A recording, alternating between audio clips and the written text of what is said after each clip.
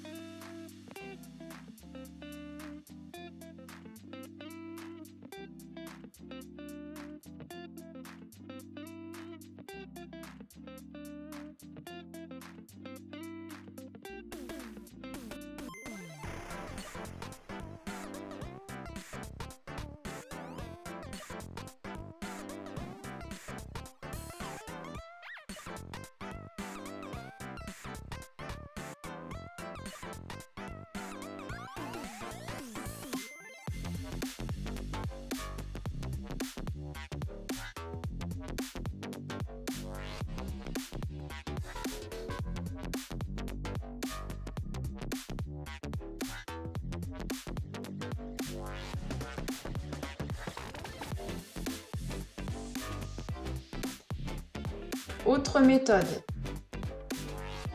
Donc ici, Tom parcourt 126 km en 2h20. Quelle est sa vitesse en km par heure? Alors, nous allons mettre les durées en minutes, la plus petite unité de durée, et la distance en kilomètres. Nous savons qu'on veut sa vitesse en kilomètres par heure. Une heure, c'est 60 minutes. Et on sait qu'il parcourt 126 km en 2h20. 2h20, 2 fois 60, 120, plus 20, 140. On effectue la règle de 3 et on trouve, comme précédemment, 54 km par heure.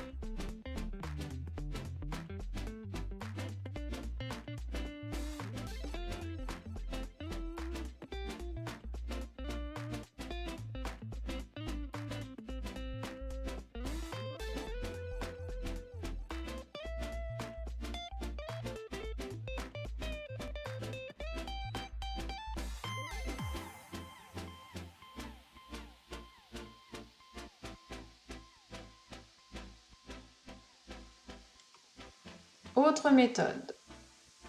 Maddy roule à 42 minutes à 24 km/h. Quelle distance elle a parcouru? On va mettre les durées en minutes, les distances en kilomètres. Sa vitesse, c'est 24 km en 1 heure. Dans l'énoncé, on sait qu'elle roule 42 minutes. Nous allons faire la règle de 3. 24 fois 42 divisé par 60. On sait donc qu'elle a roulé 16,8 km.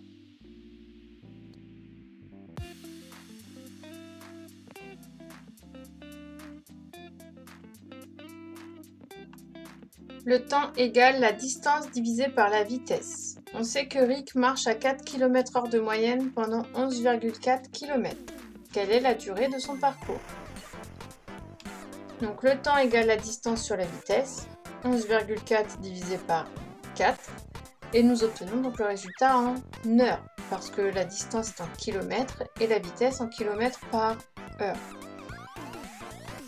Donc on convertit, 2,85 heures égale 2 heures plus 0,85 heures. Donc c'est égal à 0,85 fois 60 minutes pour convertir les 0,85 en minutes, ce qui nous donne 2 heures 51 minutes. Autre méthode. Ici, nous allons quand même mettre les durées en minutes pour éviter des conversions par la suite. Les distances en kilomètres. Je sais qu'il marche à 4 km par heure, donc 4 km pour 60 minutes. Je sais qu'il marche 11,4 km. Donc nous allons effectuer la règle de 3 pour connaître la durée de parcours. Donc ça fait 11,4 fois 60 divisé par 4, ce qui nous donne 171 minutes, autrement dit 2h51. Donc Rick marche pendant 2h51. Merci d'avoir été attentif à cette leçon. Je vous dis au revoir et à vous de jouer.